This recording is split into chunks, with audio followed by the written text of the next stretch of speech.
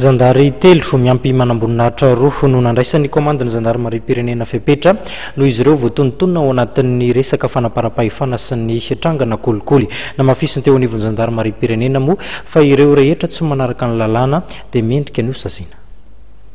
Zandary telo avy ao Sakarano niatrika fitsarana androany no ny fahatrarana azy ireo teo ampanaovana kolikoly.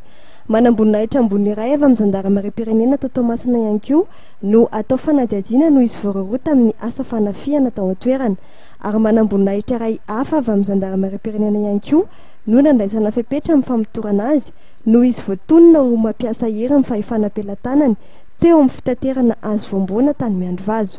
Namafisiny talemsana ny fanangonam-baovao sy filaminana ao anivon'ny komandina Zandarmariam-pirenena fa entitra ny komandina Zandarmariam-pirenena amin'ireo izay mandika lalàna.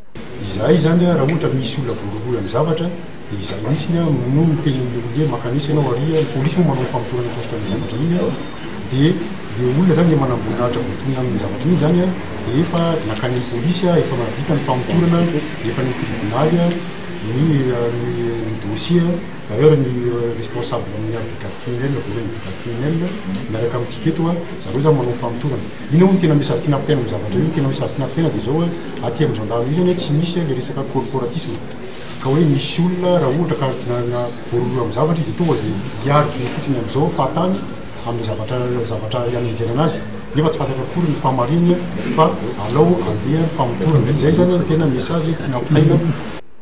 Nanapa-kevitra ny tompona andraikitry ny Emonata hitanany Zandary polisy ary tafika izay nivory androany teto amin'ny Tobo Ratsimandrava andrefa Nambojanahary fa tsy misy intsony polisy na Zandary anao fisavana ny fiara ivelan'ny tanàna eny amin'ny ora lalam-pirenena entina miady amin'ny kolikoly. Manomboka izao dia tsy hisy intsony ny Zandary na polisy anao polisy de la route any amin'ny toerana izay ivelan'ny tanàna.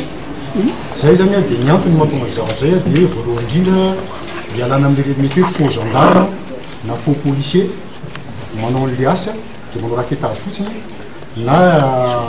na mety tena gendarme na policier ihany koa dia any ivelan'ny tanàna izy dia manao ny raquetage. Zay zany dia manomboka izao zany dia tsy maintsy an-tanàna no anaovana an'le police de la route misy baiko zany ao atao rehefa avy eo ampitaina sy voatapahana voato izy zavatra zay.